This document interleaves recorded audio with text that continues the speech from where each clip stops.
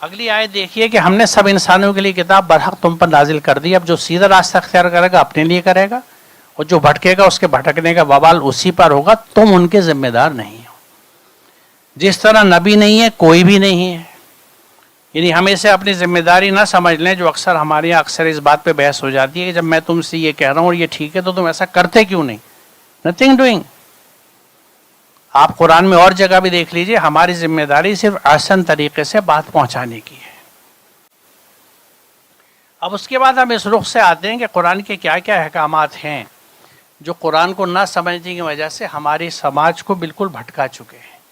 اس میں ایک بہت چھوٹی لیکن بڑی عظیم آیت ہے کہ لقد کرمنا بنی آدم. یہ آیت ہمیں یہ حکم دیتی ہے کہ ہمیں ہر بنی آدم کا یعنی ہر انسان کی عزت کرنی ہے, اسے تکریم کے لیے اللہ نے بنایا ہے. اٹ از بائنڈنگ کہ ہر انسان کی عزت کی جائے. اب آپ تصور کیجئے کہ اگر انسان کی ہم چاہے وہ کسی مذہب کا ہو, کسی کاسٹ کا ہو, کسی دھرم کا, کسی علاقے کا, کسی زبان کا اور کسی پروفیشن کا, یعنی ایک بہت بڑا آفیسر ہوں, مان لیجیے میں جب وائس چانسلر تھا تو میرا جو سبارڈینیٹ اسٹاف ہے مجھے ان کو بے عزت کرنے کا حق نہیں ہے.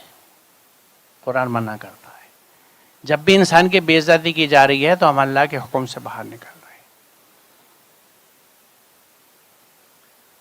قل لعبادی یقولوا التی احسن. میرے بندوں سے کہہ دو کہ زبان سے جب بات نکالیں اچھی بات نکالیں. whenever you speak best of the speech. اور دیکھیے بڑی دلچسپ بات یہ ہے, آپ تصدیق کر لیجئے گا, قرآن میں گنجائش ہر موقع پہ ہے. ایون زندگی کے لالے ہوں تو حرام چیز کھانے کی بھی اجازت ہے, شرط یہ ہے کہ بغاوت کی نیت نہ ہو. یہ شرط لگائی گئی ہے. یہاں پہ ایکسیپشن نہیں دیا گیا کہ کوئی تمہیں کتنا برا کہے تو تم بھی برا کہہ دینا. نہیں, ایبسولوٹ حکم ہے کہ اچھا بولنا ہے. کتنا ہی پرووکیشن ہے, کتنی خرابی ہے, آپ کو قول حسن کہنا ہے. ایک جگہ ضرور ذکر ہے جہاں اس بات کو دوبارہ قرآن میں آیا ہے کہ سوائے اس کے جس پہ ظلم کیا گیا. لیکن وہاں بھی بڑی اہم بات آگے کہی گئی ہے, لیکن وہ بھی اتنا ہی بدلہ لے جتنا کہ ظلم ہوا ہے. اور اگر اس نے زیادتی کر دی تو پھر وہ ظالم ٹھہر گیا. دو فلسفے خاص ہیں قرآن میں معاف کرنے کے, اور دوسرے یہ کہ جب اختلافات ہوں تو اس سے اللہ پہ چھوڑ دو.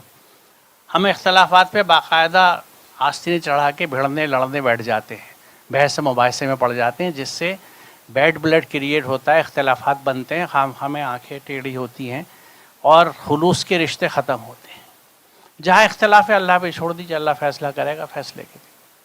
ہمارا کام تھا اپنا ویو پوائنٹ دے دیا, ختم بات. کسی کو نہیں سمجھ میں آتی کوئی بات نہیں, کیونکہ میں بھی جو چیز دیکھیے اصل میں مسئلہ ایگو کا ہوتا ہے. میرے ذہن میں اگر ایک چیز آئی ہے تو مجھے سمجھنا چاہیے کہ یہ میری کوشش یا میری ذہن کی پیداوار نہیں ہے, میرے رب کا کرم ہے. یہ اس نے مجھے چیز سجھائی ہے تو میرے پاس یہ امانت ہے, میں دوسروں تک پہنچا رہا ہوں. جو لے لے ٹھیک ہے, نہیں لیا تو بھائی اسی کی طرف سے تو پیغام تھا, میں نے کیا کیا ہے. جب ہم اپنی شخصیت ایسوسیٹ کر لیتے ہیں تو ہم یہ کہتے ہیں بھائی میں نے یہ بات کہی تھی, تم نے سنی کیوں نہیں, میری بات کیسے ریجیکٹ کر دی. تو یہ جو میں اور میری آ جاتی ہے, اس سے ہمیں بچنا ہے. ایک سمجھ ہے, دیکھیے شاعر نے بڑا خوب کہا ہے, میں اس لیے اس کو کوٹ کروں گا غالب کے شعر کو, کہ آتے ہیں غیب سے یہ مضامی خیال میں, آتے ہیں غیب سے یہ مضامی خیال میں, غالب سریر خامہ نوائے سروش ہے. تو یہ سب اللہ کی طرف سے آتی ہیں چیزیں, جو آتی ہیں, جو خیال آتے ہیں. تو اس میں ہمیں اپنی ذات کو, اس کیونکہ ہم کچھ بھی نہیں ہیں, جو کچھ ہے اس کا کرم ہے. میں آج اگر کوہرنٹلی ربط کے ساتھ آپ کے سامنے کھڑے ہو کے کچھ کہہ رہا ہوں تو یہ اس کا کرم ہے کہ میرا جسم چل رہا ہے, میرا nervous system, muscular system coordination سے چل رہا ہے, میں بول پا رہا ہوں. نہیں بول پاؤں تو میں کچھ نہیں کر سکتا. ایک کلاٹ آ جائے, مجھے نہیں پتا میں کہاں پہ پڑا ہوا ہوں, کون مجھے اٹھا کے لے کے جائے گا, تو میں کس چیز کا زوم کرتا ہوں, کس چیز کا گھمنڈ کرتا ہوں, میں ہوں کیا. انفیکٹ انسان تو ایگزسٹ بھی نہیں کرتا اگر میتھمیٹیکل پوائنٹ آف ویو سے دیکھا جائے. اور جو ڈائمینشنس ہیں اسپیس کی, پلینٹس کی اور سولر سسٹم کی اور زمین کی, تو اس حساب سے دیکھیے تو انسان کا تو وجود ہی نہیں ہے. کیونکہ جو بہت کم کوانٹیٹیز ہوتی ہیں میتھمیٹکس میں, اسے نیگلیجیبل لکھ دیتے, گنا ہی نہیں جاتا. تو انسان تو نیگلیجیبل ہے. ایون سولر سسٹم میں بھی, یونیورس تو چھوڑ دیجیے, یونیورس میں تو سولر سسٹم بھی نیگلیجیبل ہے. اور یہ وسعتیں ہیں اس کائنات کی جس کو اس خالق نے بنایا. اور اس میں دیکھیے جتنے پلانٹس ہیں، بعد میں بات نکلتی ہے کہ بڑی اہم بات ہے، جتنے پلانٹس ہیں، اسٹارس ہیں، خود قرآن جیسے کہتا ہے کہ ان کو نہ کوئی ستون تھامے ہوئے ہیں، یہ کیسے رکے ہوئے ہیں؟ یہ ایک زبردست ان کے آپس کے جو فورسز ہیں، جس میں گریویٹیشنل فورس ہیں، انٹر پلانیٹری فورسز ہیں، ان کا بیلنس ایسا قائم کیا گیا ہے کہ سب رکے ہوئے ہیں. سوچئے تو صحیح، دو میگنیٹس کے بیچ میں سوئی لٹکانا مشکل ہو جاتا ہے، جو بچپن میں کھیل ہم کھیلتے تھے، تو جس نے کھیلا ہو. اور یہ سمجھنے کے بعد آپ پڑھیے سورہ رحمان والسماء رفعها ووضع الميزان، سمجھ میں آتا ہے کس توازن کی بات ہے.